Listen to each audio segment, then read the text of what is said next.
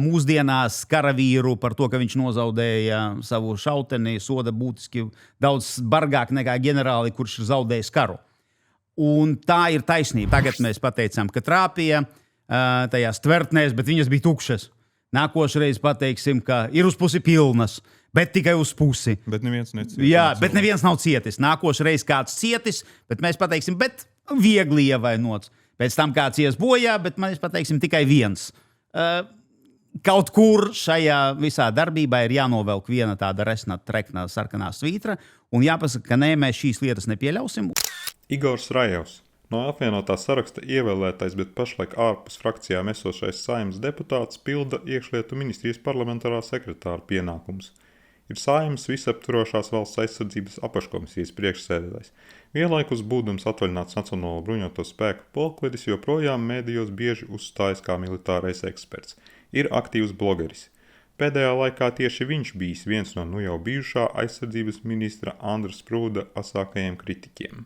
Es uzskatu, ka Sprūda kungs nebija savā vietā, un labi, ka mums būs jauns aizsardzības ministrs. Ar radiniekiem es vienreiz runāju, un tad viņi saka, oi, par manīm tur Twitterā uzrakstīja tādu lietu, šausmas, es 3 naktis negulēju. Es tad viņai atvēru manu Twitteru un paskaties manus komentārus. Viņa pateica, tev taču jānomis. Nē. Cilvēkiem ir jābūt pietiekoši noturībai iekšējai, kā tādai, pret krīzes situācijām un pret stresu. Pretējā gadījumā jums vadošā amatā vispār nav ko darīt. Vai nav par skarbu? Es domāju, ka nē.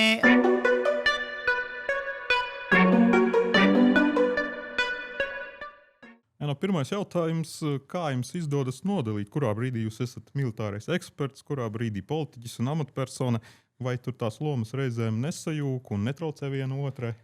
Atbildē laikam jā un nē, jo dažreiz sajūg un dažreiz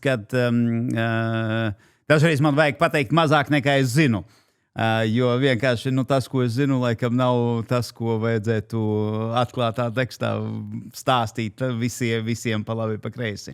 Tāpēc tā ir viena no tādām, ierobežojušām lietām, bet viņa ir, laikam jau ar gadiem ir skaidrs, ko tu vari runāt un ko tu nevari runāt, jo, darbs gan bruņotajos spēkos, gan iekšlietu ministrijā, protams, pie tā ir pieradinājis. Jā, tad vispirms jautājums kā ekspertam.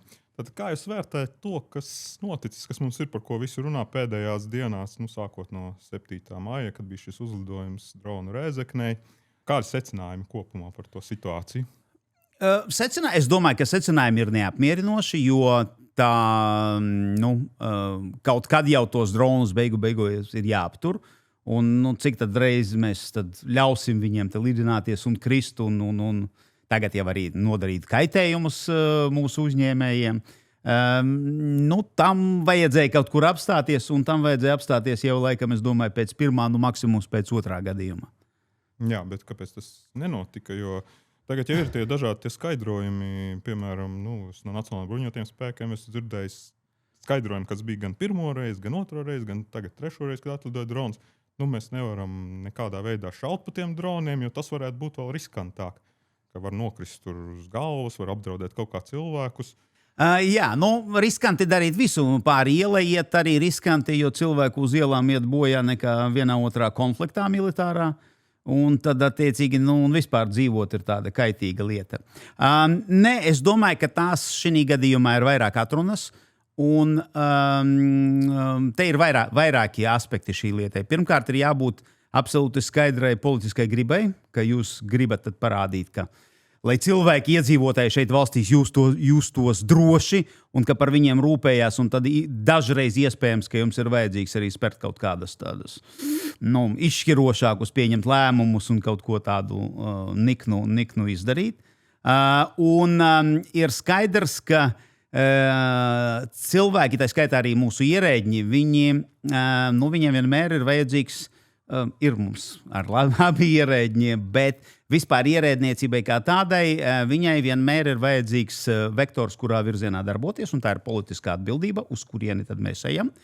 Un arī cik tālu mēs ejam, kādus rezultātus mēs gribam sasniegt. Un ja būtu absolūti skaidri pateikts, ka ir nepieciešams notriekt šos dronus un parādīt, ka mēs esam spējīgi neļaut svešus objektus lidināties mūsu gaisa telpā. Es domāju, ka tādu iespēju bruņoties spēki atrastu, kādā veidā viņi varētu tikt galā ar šiem droniem. Jūs domājat, ka viņi bija ierobežoti?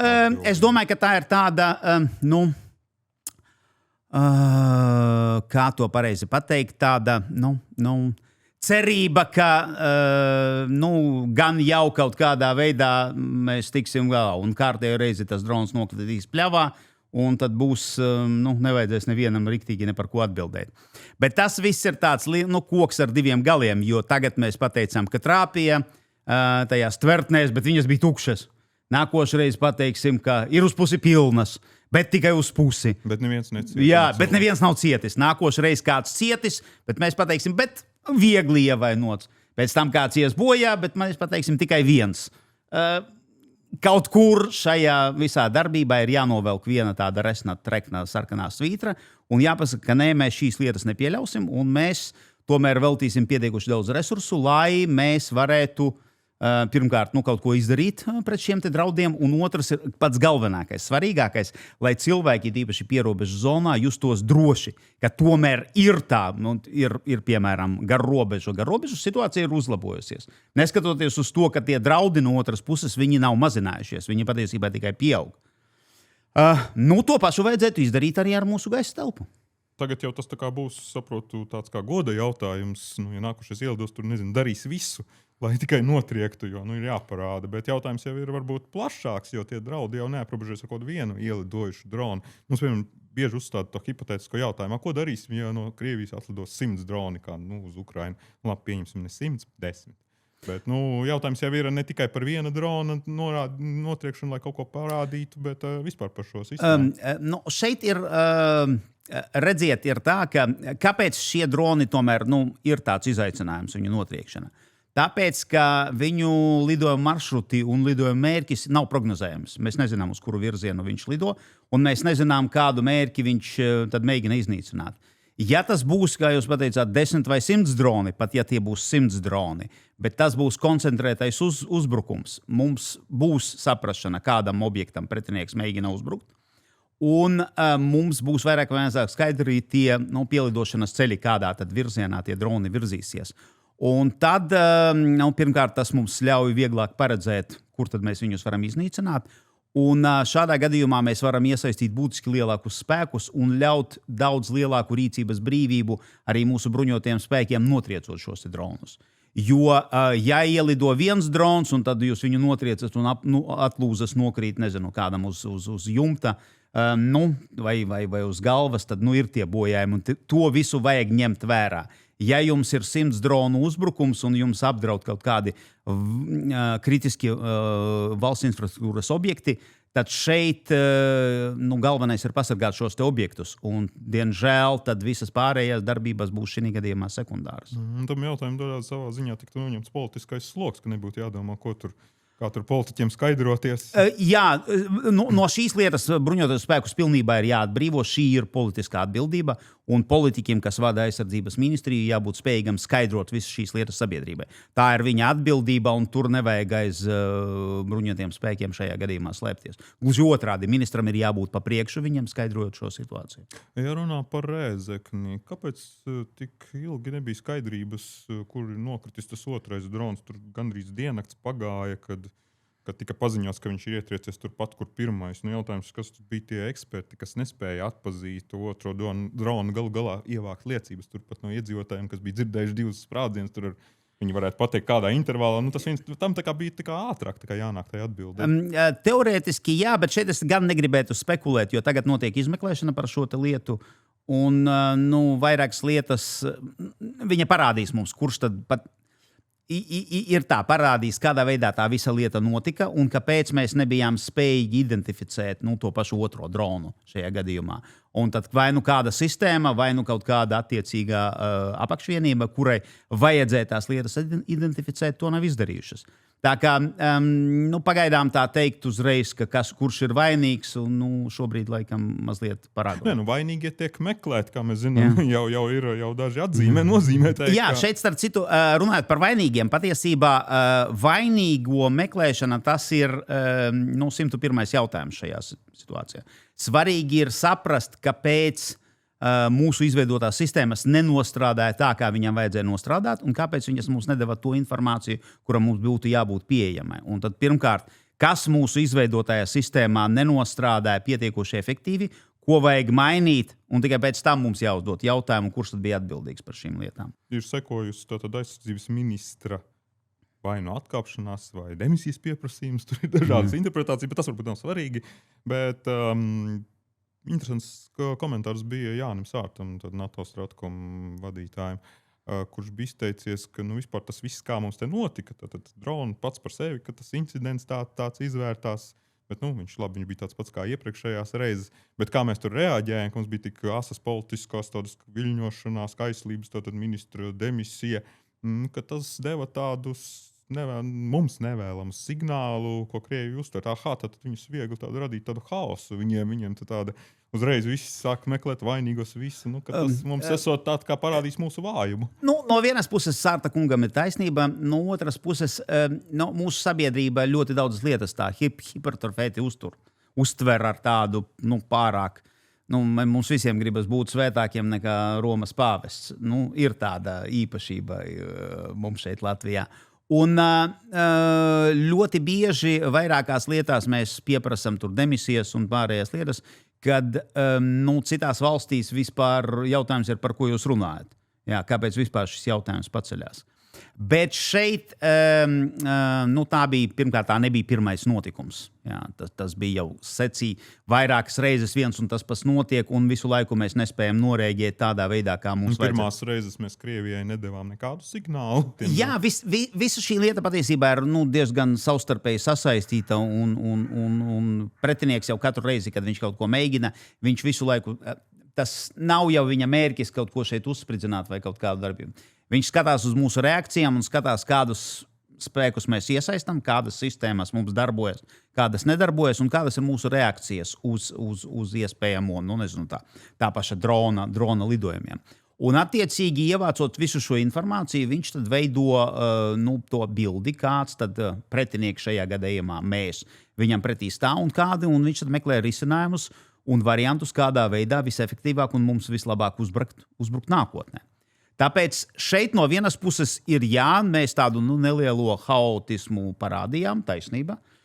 No otras puses es liektos teikt, ka ir arī otrā medaļas puse, jo mēs parādījām, ka mēs netolerējam izgāšanās. Un, kad kaut kāda sistēma nestrādā, tad mēs meklējam to cilvēku, kurš tad tagad to lietu sakārtos. Un tā ir tāda, tā bija, laikam, amerikāņiem bija tādas lielas problēmas Irākas karā, un tur viņiem bija pētījumi, kāpēc tad, tas tā notiek un kāpēc viņam neizdodas veiksmīgi tikt galā ar šiem uzdevumiem. Un viena no tādiem iemesliem tika minēts tas, ka vadošie cilvēki, vadošie ģenerāļi netiek mainīti tad, kad viņi izgāžās ar savu uzdevumu izpildi. Un tas tāda citēšana, citējot, ir, ka mūsdienās karavīru par to, ka viņš nozaudēja savu šauteni, soda būtiski daudz bargāk nekā ģenerāli, kurš ir zaudējis karu.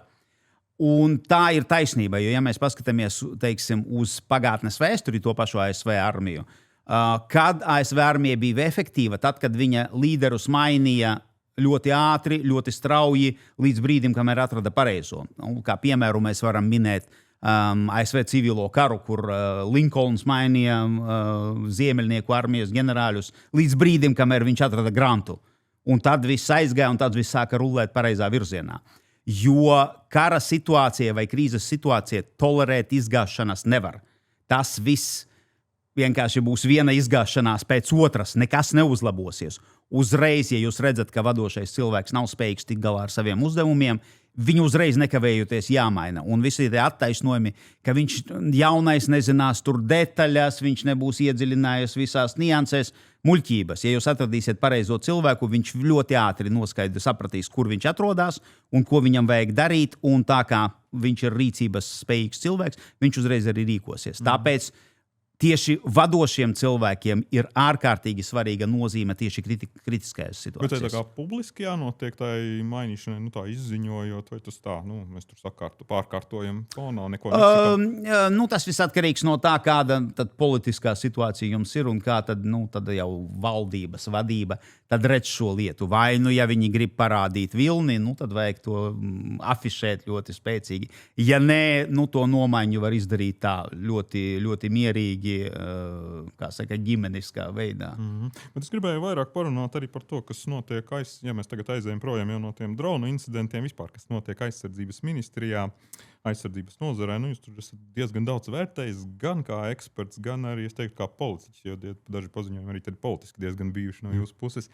Paņemsim to neseno gadījumu, kad valsts sekretārs Aivars Puriņš paziņoja par, ka viņš atstās savu amatu ministrijā. Viņš joprojām ir palicis, tagad iespējams pārdomāšot, redzēsim, kas tur notiks. Viņam vēl mēnesi sanāk, bija jāpaliek tagad amatā. Vispār tā situācija ļoti neskaidra politiski, bet to mēs vēl redzēsim. Bet tur bija interesants pamatojums, kas nenāca no paša Puriņa, kurš vispār komentārus gandrīz nesniedz un kur mēs neko neuzzinājām. Manuprāt, arī, ja tomēr tu atstāji amatu, tad būtu tā kā jākomentē. Iespējams, ka viņš to gaidīja to brīdi, kad viņš būs prom un tad vairāk stāstīs.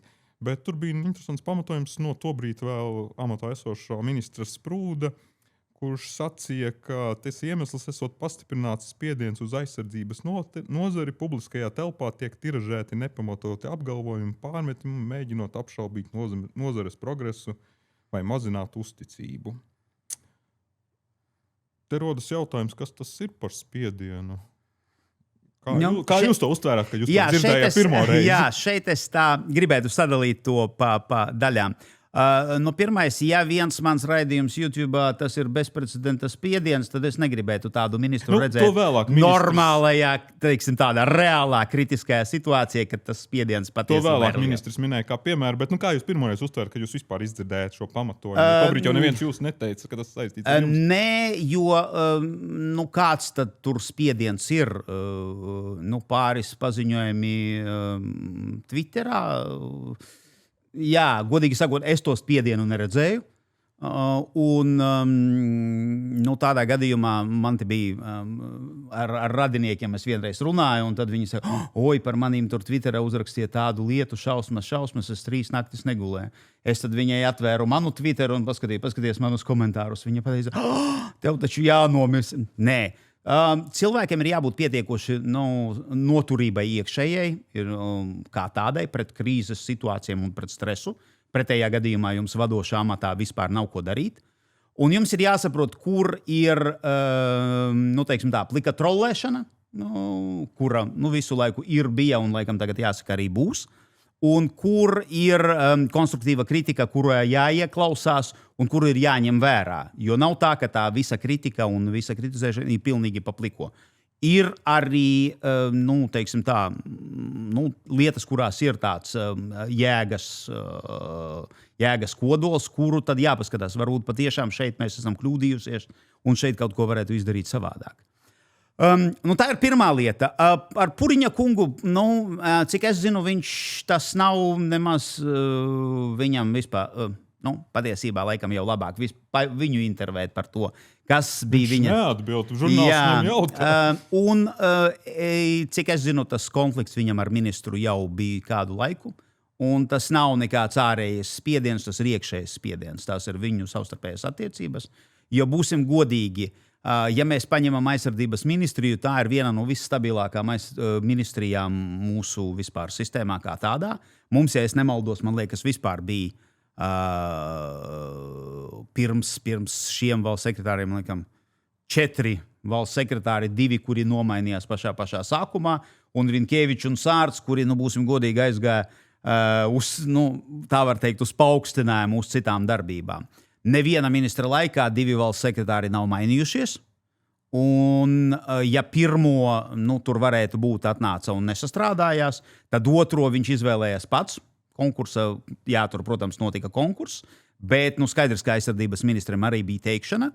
Un, ja 2 valsts sekretāri 3 gadu laikā aiziet prom, es godīgi sakot, pat neatceros, vai vispār jebkurā no ministrijām mums tāds gadījums bija. Un šeit ir jautājums tāds, jāpaskatās, kuras tad ir iesaistītās personas, un nevajag meklēt ārējos iemeslus, tie ir iekšēji iemesli. Nespēja sastrādāties divām vadošām personām ministrijā. Es jautāju vairākiem politiķiem viedokļus par to, par šo pamatojumu. Tas pamatojums tomēr bija diezgan pietiekami, lai tam pievērstu uzmanību, jo tas skar ne tikai konkrēts darba attiecības, bet visu nozari. Un tad neviens tā kā neatminējās, ka vispār par kaut ko būtu kritizēts valsts sekretārs personīgi. Tas ir numur 1. Jā, otra lieta. Es Puriņa kungu pazīstu pietiekoši sen. Un viņš ir, pirmkārt, viņš ir pieredzējis, viņš ir zinošs, viņam ir pieredze gan darbībā ministrijā, gan starptautiskā vidē, un viņš ir viņš ir komandas cilvēks, un viņš nav cilvēks, kurš meklē konfliktus un meklē strīdus. Viennozīmīgi. Viņš gluži otrādi, viņš mēģina atrisināt problēmas, nevis radīt problēmas. Un, jā, Garisona kungs bija, pirms viņa, viņš bija tādas straujākas dabas cilvēks mazliet, jā, tad tur to konfliktu es varētu paredzēt. Ar Puriņa kungu noteikti tā problēma nav nākusi no viņa. Tā tad bija šis vispārīgais paziņojums, bet tālāk bija jau jautājums Prūdam, pagaidiet, ko jūs te domājat, kas tas ir par spiedienu? Viņš Latvijas televīzijā, kad par to runāja, faktiski tas vienīgais piemērs bija jūsu izteikumi. Vienlaikus arī tie cilvēki, kas strādā nozarē, godprātīgi strādā, ir savas nozares un valsts patrioti, arī uztver tos nepamatotos apgalvojumus, kas ir diezgan bieži izskan, tā skaitā šajā gadījumā arī, diemžēl, no koalīcijas partneriem, arī personiski, jo tas ir pretrunā ar to, ko cilvēki dara ikdienā, godprātīgi pilda savu misiju aizsardzības nozarē valsts labā.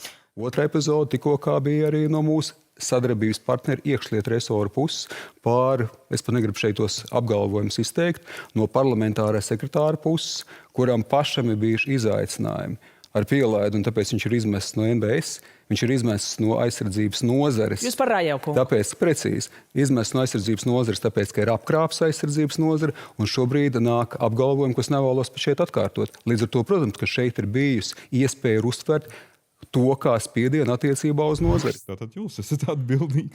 Jā, tad varbūt arī labi, jo šobrīd es uzskatu, ka Sprūda kungs nebija savā vietā, un labi, ka mums būs jauns aizsardzības ministrs, kurš, redzēsim, kurš tas būs, vai Meļņa kungu apstiprinās vai nē. Redzēsim, tas tūlīt jau būs skaidrs. Bet viss, ko es teicu gan savos raidījumos, gan arī uzstāšanās televīzijās, katru faktu es varu apstiprināt, man ir visām tām lietām pierādījumi. Problēma ir viena, tā visa ir klasificētā informācija, tāpēc iedziļināties tajā es nevaru, un tāpēc tas ir tik vispusēji, un mēs nevaram iet dziļumā. Bet visām tām lietām, visiem maniem apgalvojumiem ir absolūti 100% pamatojums. Un, attiecīgi, ja man vajadzēs par to runāt kaut kādos citos formātos, noteikti es pierādīšu visu to lietu ar faktiem. Armijas un bruņoto spēku efektivitātes pieaugums ir ārkārtīgi lēns. Dažreiz man rodās tāda sajūta, ka aizsardzības ministrijai ir iefiltrējis kaut kāds Kremļa aģents, kurš tad maksimāli sabotē un bremzē visas darbības, kurām vajadzētu notikt. Jūsu citāts, kurš arī tika piesaukts šajā sakarā. Vai nav par skarbu? Es domāju, ka nē, jo šeit ir jāsaprot, tas nav vārda, tas nav Kremļa aģents kā ieliktais Kremļa aģents. Bet tā ir cilvēku darbība noteiktajās pozīcijās, kur viņi ar savu darbību vai bezdarbību, un visbiežāk tieši ar bezdarbību, kavē mūsu bruņoto spēku attīstību. Ko nozīmē bezdarbība? Tas nozīmē saulaicīgi nepieņemtais lēmums par kaut kādiem attīstības jautājumiem. Un tad tā ir tā mūsu lielā sāpe vispār vairākās nozarēs, kur mēs nevis nonākot pie lēmumu pieņemšanas, mēs pieņemam lēmumu un pasakām, mūsu turpmākā darbība būs tāda. Mēs pasakām, mums vēl vajadzīgu papildus informāciju, pagaidīsim vēl 6 mēnešus, savāksim vēlreiz informāciju. Un tad mēs to darām vēlreiz, un tāpat līdz galam, līdz lēmumam arī netiekam. Un tas, protams, tas kavē gan bruņoto spēku attīstību, tas nerada labu iekšējo klimatu gan bruņotos spēkos, gan arī aizsardzības ministrijā, un principā neveicina mūsu drošības sistēmas attīstību kā tādu. Bet jūs tā kā mērķējāt uz sprūdu, sakot par šo nosacīto Kremļa aģentu? Jā, jo tā lieta, kura mani satracināja, bija pēdējā sēde, kur viņam bija jāpieņem lēmumu par vienu svarīgu jautājumu, un viņš viņu kārtējo reizi atlika. Kur sēde Saeimas? Nē, tā ir iekšējā ministrijas lieta. Sprūds diezgan personiski pārmet arī jau pieminētajā raidījumā, ka jums gan nebūtu tiesības viņu kritizēt, jo, citēšu, jums ir problēmas ar pielaidi, jūs esat izmests no NBS, izmests no aizsardzības nozares. Tagad daudz tiek piesaukts, ka tur politiskajās aprindās, jo es šo uzsveru kā politisku paziņojumu, ka tur politiskajā aprindā sāksies tādas zirnekļu cīņas burkā, vai arī šī epizode tā tas ir. Viņš jau no vienietību tur arī pieminēja, jo jūs pārstāvat ministriju, iekšlietu ministrijas, tad parlamentārais sekretārs, tad iekšlietu ministriju vada jaunās vienotības pārstāvs. Tātad tas nāk no jaunās vienotības šis uzbrukums. Nē, tam nav nekāda sakara ar jauno vienotību. Un pirmais tad gribētos atbildēt, ja kāds ir izmests no aizsardzības jomas, tad tas ir Sprūda kungs. Un tas ir noticis fakts. Ja mēs runājam par manu pielaidi, tad man ir pārsteigums, ka Sprūda kungs izplata tādus melus, jo tad man uzreiz ir jautājums, kādā tad veidā regulāri, kad mums notiek gan komisijas, gan apakškomisijas sēdes, es tieku iekšā klasificētās telpās, kur man bruņotie spēki un aizsardzības ministrija tai skaitā informēja par klasificēto informāciju. Jā, tad jums ir tā pielaide? Protams, ka ir. Ne tikai ir. Man vēl jau vairāk, pat to pielaidi ir pagarinājuši. Tā kā, un būsim godīgi. Atrasties parlamentārā sekretāra amatā iekšlietu ministrijas bez pielaides, nav iespējams. Par to izmešanu no aizsardzības nozares, kā jūs to komentējat? Par sevi jārunājam? Ja mēs runājam, Sprūda kungs nav pirmais aizsardzības ministrs, ar kuru man ir domstarpības par darbībām, un bija pāris ministri, ar kuriem man bija diezgan saspīlētas attiecības. Tāpēc tas nav nekāds pārsteigums, ka tāda retorika no atsevišķiem politiķiem nāk. Kā jūs vērtējat Raivija Meļņa kandidatūru aizsardzības ministra amatam? Noteikti labāks nekā Sprūda kungs. Jā, kaut vai tas nav īpaši augsts. Neņemsim viņu kā atskaites punktu. Latiņa, jā. Bet, ja mēs runājam par viņa profesionālām zināšanām, militāri, es domāju, ka viņš ir gatavs. Viņš ļoti labi pārzina gan jaunākās, modernākās attīstības tendences. Viņam ļoti palīdzēja šajā jautājumā, trīs pēdējie amati, kur viņš bija Džefā. Tas ir Lielbritānijā Joint Expeditionary Force apvienotie ekspedicionārie spēki. Britiem ir tāds britu vadītais specifiskais formējums, kur tai skaitā viņi arī ļoti daudz eksperimentē ar jaunām tehnoloģijām un vispār attīstību militārā jomā kā tādā. Viņš vadīja apvienotā štāba operacionālās plānošanas departamentu, kas arī, protams, ir ļoti svarīgs un atbildīgs amats un ļoti daudz ko viņam dod. Un viņš atbildēja par mūsu sadarbību ar Ukrainu, un viņam diezgan cieši kontakti ir ar Ukrainas augstākām amatpersonām. Un viennozīmīgi viņam ir pieredze šajos jautājumos kā tādos. Tā kā tādā ziņā šeit viņš būtu vietā. Kas viņam, protams, kuram cilvēkam ir arī trūkumi, viņam trūkst tas politiskais gals, viņam trūkst tā augstākā līmeņa tikšanās un konferences un visas šīs lietas. Un tad kontakti ar citiem ministriem, ministru līmenī. Jo tad, ja būtu labi, ja jūs būtu kādu regulāru laiku vismaz to delegāciju sastāvā un tā regulāri piedalītos savstarpējās tikšanās. Bet tas jau jautam jebkuram jaunam ministram. Jā un nē, jo, piemēram,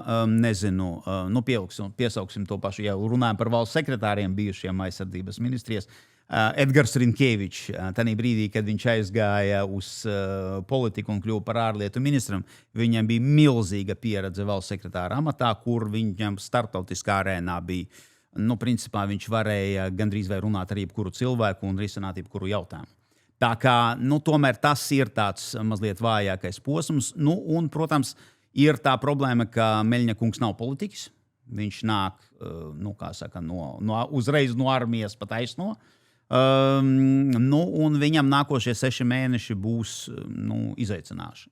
Jā, ja viņi apstiprinās vispār, bet kā ir ar to tagad daudz atcerējušies arī to doktrīnu, visi zināms, ka aizsardzības ministram jābūt civilpersonai, tur ir savs pamatojums, savulaik izveidojies demokrātijas apstākļos, kad tur tas ir viennozīmīgi. Viņam ir jāiet prom no... Bet viņš aizies tūlīt, to jau tā nevarēs nodalīt uzreiz tā ar citienu, cirstienu. Jā un nē, jo formāli viņš ir civilpersona un formāli viņam būs... protams, viņam būs tagad no jauna jāveido savas attiecības ar bruņoto spēku komandieri. Tagad viņš ir priekšnieks, būs priekšnieks. Kā pakāpē. Jā, nē, tagad pakāpe vairāk nespēlē nekādu lomu. Jo tagad tieši tas amats, kurā jūs atrodaties, spēlē to lomu. Un tagad ir svarīgi viņam tad apzināties to lietu un attiecīgi arī rīkoties. Te bija tāds interesants stāsts, ja mēs runājam par pakāpēm. Tad bija, nestāstīšu, kuras valsts, tad bija tad viņu jaunais vēstnieks atbraucis uz mūsu valsti. Un tad viņš tikās ar militārais atašē pie viņa atnāca, un viņš, tas vēstnieks, ir rezerves virsnieks ASV armijā. Jā, pateicu, kurā ja, tā bija ASV armijā, un tad pateica, sir, sasveicinot, un tāds atašē saka, nē, tagad es jūs saucu par sir, neskatoties uz to, ka jūs esat rezerves majors, un es esmu pulkvežleitnants, jo jūs esat politiskais vadītājs, un jūs vadat mani un dodat man norādījumus, un es atskaitos jums. Un tā ir tā svarīga tā izmaiņa, kuru tagad Meļņa kungam, jo ātrāk viņš to sapratīs, un jo ātrāk viņš pareizi īstenos to dzīvē, jo labāk būs visai aizsardzības nozarei. Jūs rosinājāt, ka vajadzētu veidot parlamentārās izmeklēšanas komisiju, kurš izvērtētu, kas pēdējos 3 gadus noticis aizsardzības nozarē, ministrijā un plašāk acīm redzot. Tas attiec uz to sprūda, saprotu, ministra darbības laiku. Ko jūs tur cerat? Kāpēc tāda ideja? Kāpēc to vajadzētu? Kāpēc tāda ideja? Tāpēc, ka mums bija vairākas parlamentārās komisijas, 2 tagad arī noslēguma laikā. Ja mēs atceramies, ka šī Saeima tikai sanāca kopā, mums bija skandāls par ēdināšanas iepirkumu, par entiem 100 miljoniem, un toreiz Saeima nesadūšojās reāli paskatīties šajās lietās un reāli papētīt, kas notiek aizsardzības ministrijā ar tās iepirkumiem un tās attīstību. Jo tagad mēs varam pateikt tā, ka pēdējos 3 gadus, ja agrāk, attaisnojums tam, ka mēs atpaliekam no lietuviešiem un igauņiem, militārai kapacitātē, varētu būt naudas trūkums un kapacitātes trūkums, tad tagad mēs ar to žēloties nevaram. Un tā lieta arī vienā no saviem raidījumiem es tieši runāju, ka katru reizi, kad ministrija atnāk, visas ministrijas nāk ar saviem jauniem plāniem un tad budžeta pieprasījumiem, es vienmēr ņemu iepriekšējā gada plānu, lieku uz galda un tad uzdodu jautājumu, kas ir sasniegts šajā prioritātē, kas ir sasniegts šajā prioritātē. Un, diemžēl, jau sanāk tā 2 gadus pēc kārtas mums tā maiņa bija. Es redzu, ka mēs uzrakstījām jauno plānu, mēs pavirzījām uz priekšu iegādes procesā, bet neko vēl neesam iegādājušies, un mēs domājam, ka mēs darīsim kaut ko tādu. Tajā pašā laikā, kad mēs redzam gan Lietuvā, gan Igaunijā, ka tur notiek praktiskās darbības. Un mums tā problēma, ka mēs visu laiku paliekam plānošanas un runāšanas, blokā, kad mums jau sen bija jānonāk pie praktiskām darbībām un pie praktiskiem ieguvumiem.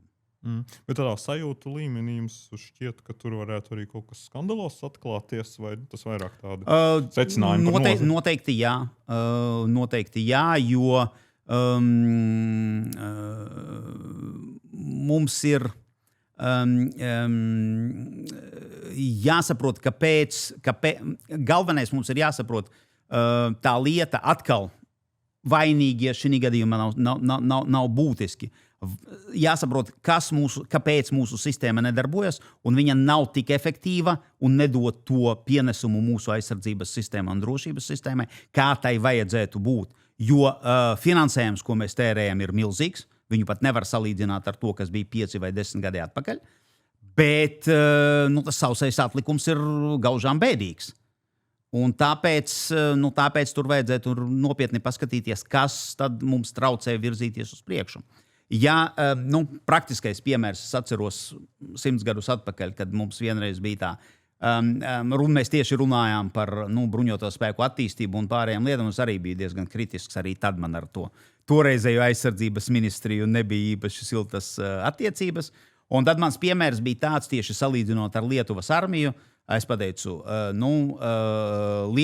mēs esam 2/3 no Lietuvas armijas. Mūsu budžets, ja mēs paskatāmies naudas izteiksmē, ir 2/3 no Lietuvas armijas. Un tas konkrētais gads, par kuru es runāju, lietuvieši nopirka 2 lielās transporta lidmašīnas, viņi nopirka vairākas tehnikas iegādes, viņiem bija, viņi nopirka 2 jaunas ieroču sistēmas. Latvija tajā gadā iegādājas Volkswagen Tiguan džipus. Nē, tā nav vienkārši. Tā ir neefektīva sistēma, kur tad attiecīgi cilvēki šajā sistēmā ir pieraduši, ka viņiem nevajag dot to sasniegto rezultātu, kuru vajag sasniegt. Viņi vienmēr var atļauties pateikt, šogad nesanāca, pārnesīsim tos rezultātus, kurus nepieciešams sasniegt uz nākošo gadu. Nē, pie velna, kādam par tām lietām ir jāatbild. Jāsaprot, ka mēs nevaram vienkārši tāpat izšķiest naudu un pateikt, labi, nesanāca 30. gadā, būs 32. gadā. Piedodiet, mūsu austrumu kaimiņš negaidīs 32. vai 35. gadu, kad mēs nepieciešamās aizsardzības kapacitātes izveidosim. Tās kapacitātes ir vajadzīgas tagad. Jautājums vēl viens tāds vairāk hipotētisks, jo mēs nezinām, kā tā situācija attīstīsies, bet šodien tātad sarunas par valdību ir beigušas ar to, ka progresīvie ir pateikuši, ka jāveido jauna valdība, ļoti grūti būs izveidot, ļoti liela iespēja, ka mēs dabūjam tehnisko valdību bez aizsardzības ministra. Ko tas nozīmē, ja tagad aizsardzības ministrijai līdz pat Saeimas vēlēšanai, un ļoti ticams, ka vēl ilgāk, jo kamēr jaunā valdība tiek izveidota, būs jāstrādā bez ministra? Tas nav nekas labs.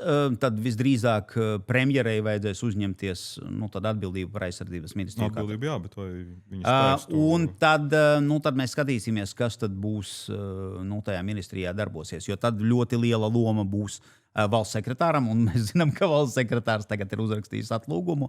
Tāpēc tā ir ļoti, ļoti nevēlama sistēma. Tomēr tos cilvēkus, kuri atbildēs par šo jomu konkrēti un būs uz vietas, vajadzētu nozīmēt pēc iespējas ātrāk. Tāpēc man ļoti nepatiktu tāda situācija. Un, laikam pat es sāktu uzdot jautājumu, vai es vispār atbalstītu tādu valdību kā tādu. Bez aizsardzības tehniskā valdība jau ir. Ja tā būs tehniskā valdība, tā nav pirmais gadījums, kad mums bija tehniskā valdība, kura darbojas kaut kādu laika periodu, bet noteikti šajā situācijā tas nebūtu nav labākais risinājums. Vēl gribēju pajautāt par, tā kā jūs esat iekšlietu ministrijas parlamentārais sekretārs, aizsardzības ministrijai bija pārsvarā tie pārmetumi veltīti par drona incidentu Rēzeknē. Bet izskanēja arī tādus, kurus varētu daļai attiecināt uz iekšlietu ministriju. Piemēram, par šūnu apraides laicīgu neiedarbināšanu. Vai tas, tā kā jūs ministrijā uztverat to kritiku, ka tur bija kaut kāds pamats tai kritika, ka jā?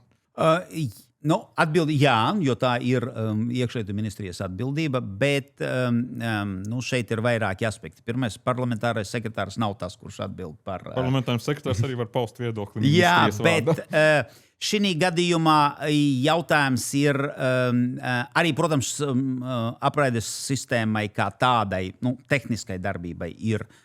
Tur ir jautājumi, un mēs visu laiku darbojamies pie tā, lai uzlabotu šo sistēmu kā tādu.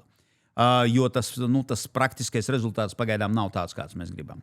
Bet ir vēl viens ļoti būtiskais aspekts, no kura daudz kas ir atkarīgs, jo kā mēs nonākam līdz tam momentam, kad mēs iedarbinam šo sistēmu, kad mēs pieņemam lēmumu sūtīt to signālu.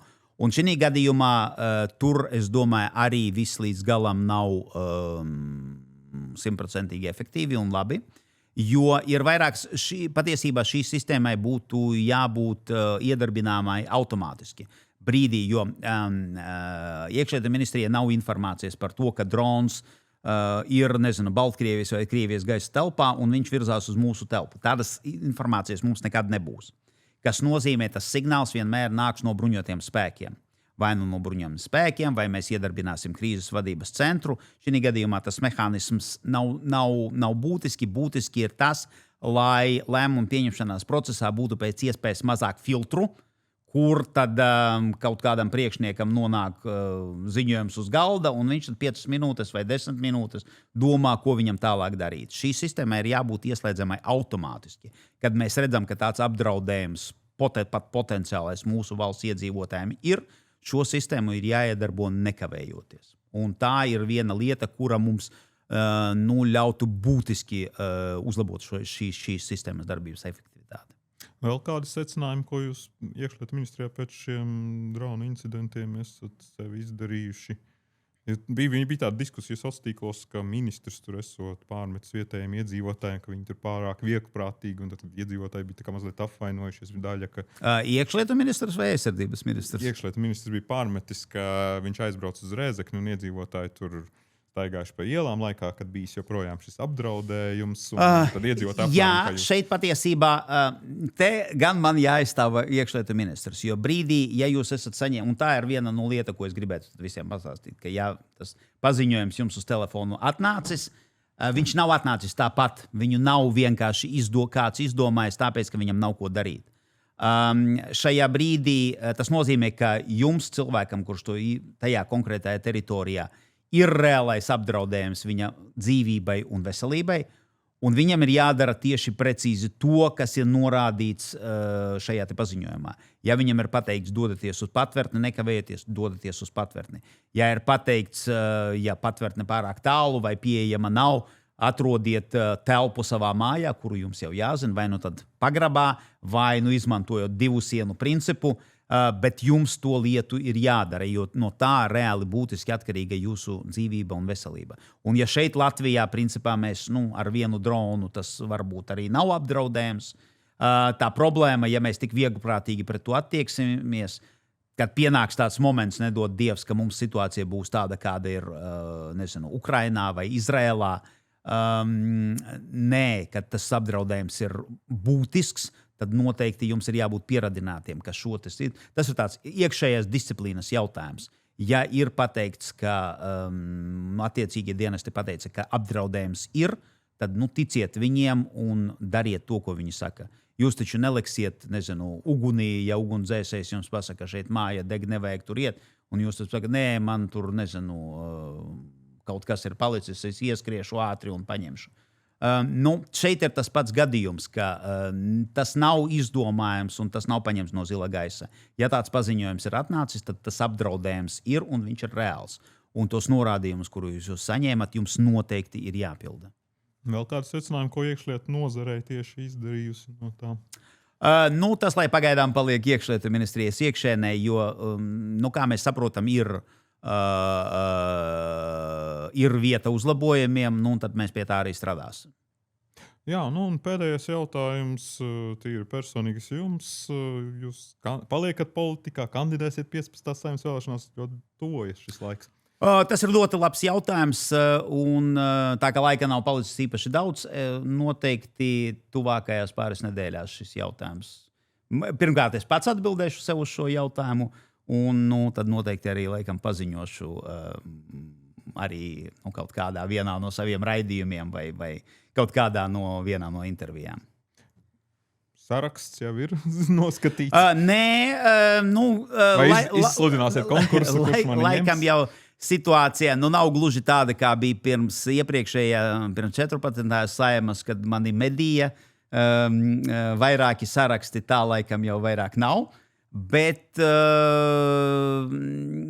ir varianti, uz kuriem es skatos, bet tur ir vairākām lietām jāsaliekās kopā, lai es saprastu, lai es pieņemtu lēmumu un paliktu politikā un darbotos politikā, man ir jāsaprot, ka tieši ar šiem cilvēkiem kopā es varu dot kaut kādu pienesumu un veikt kaut kādas praktiskas lietas, kaut ko uzlabot šajā valstī, padarīt viņu drošāku, stiprāku, pārticīgāku. Nē, jūs strādājat iekšlietu ministrijā, kur ir jaunā vienotība. Varas daudziem uzprasās secinājums, ka jaunā vienotība jums tas tuvākais. Vai ir citi? Pagaidām nesteigsimies ar šo jautājumu, jo ir arī variants, ka es arī nestartēšu nākošajās vēlēšanās. Jā. Un kādas jums attiecības ar politisko spēku, ar kur jūs ienācāt šajā Saeimā ar apvienoto sarakstu? Tas viss, es mazāk dalu to uz politiskiem spēkiem. Tas vairāk ir personīskās attiecības ar cilvēkiem, jo ar daudziem Saeimas deputātiem man ir ļoti labas attiecības, ar daudziem nav nekādu. Mēs labākā gadījumā sasveicināmies, kad satiekamies koridorī. Un tas viss atkarīgs no katras personālies, jo es skatos uz to, ko cilvēks dara, cik daudz viņa vārdi sakrīt ar viņa darbiem, un tad attiecīgi tāda mana arī attieksme pret šo konkrēto vienu vai otru personu ir. Paldies par sarunu!